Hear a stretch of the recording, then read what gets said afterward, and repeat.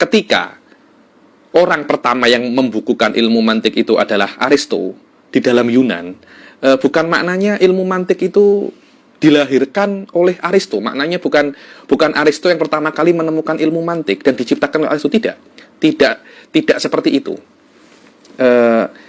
Akan tetapi Aristolah yang pertama kali membukukan. Jadi yang pertama kali membukukan bukan pertama kali yang menemukan.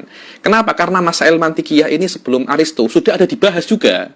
Cuma Aristo memang ketika itu dia orang pertama yang membukukan ilmu mantik ini. Yang membukukan Yang membukukan ilmu mantik ini. Jadi nisbahnya ilmu mantik ke Aristo bukan nisbatul ikhtira, tapi nisbatul tadwin wa ta'lif. Jadi awal man allafa fil mantik Aristo. Kenapa? Karena yang namanya masail ilmu mantik itu ada dengan adanya manusia. Kenapa? Karena yang namanya mantik itu adalah qawaidut tafkir as-sahih. Bagaimana cara berpikir yang benar, dan itu ada dengan adanya manusia. Bahkan sebagian orang mengatakan ada sebelum adanya manusia.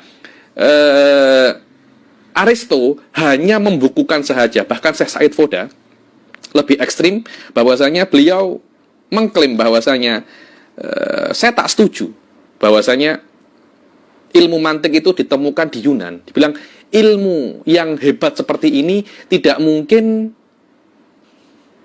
ditemukan di Yunan karena Yunani pada saat itu tidak hebat-hebat sangat. Macam mana ilmu mantik bisa dikuasai oleh orang Yunan? Karena itu ada beberapa research yang mengatakan bahwasanya Aristo ini belajar dengan beberapa orang, di antaranya pergi ke Mesir, belajar dengan ulama-ulama sana, dengan ahli falak sana, dengan perbomohan yang ada di sana, pergi ke tempat-tempat yang macam-macam. Kemudian beliau mengumpulkan hasil daripada perjalanan beliau, dan beliau menjadikan ilmu mantik itu daripada sana, yaitu ilmu mantik adalah hasil daripada perjalanan beliau dan belajarnya beliau daripada ulama-ulama dan orang-orang hukama-hukama yang ada di Arab.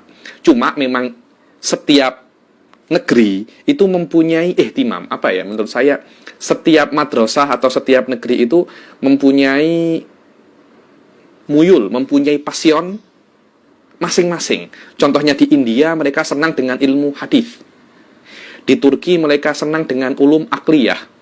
Lah di Yunani pada saat itu mereka itu senang dengan ilmu-ilmu semacam ini. Mereka senang dengan falsafat-falsafat dan dan ilmu-ilmu akliyah.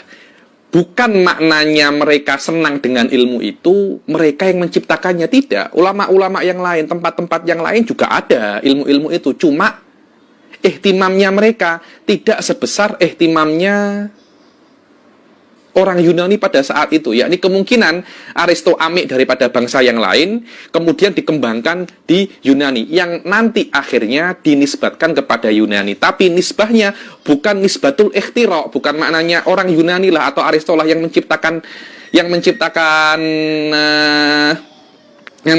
mantik ini, tapi dia adalah orang yang pertama kali mengarangnya. Wallahu hadza klaimnya Syekh Said fihi syai' minal wajah, yani menurut saya wallahu alam, yani karena ilmu yang sedahsyat mantik minal ba'id, orang Yunani yang menemukan ini pasti dari bangsa-bangsa yang lebih hebat atau peradaban-peradaban yang lebih hebat. Ketika itu ada Mesir, ada peradaban-peradaban yang lain yang lebih hebat daripada peradaban Yunani.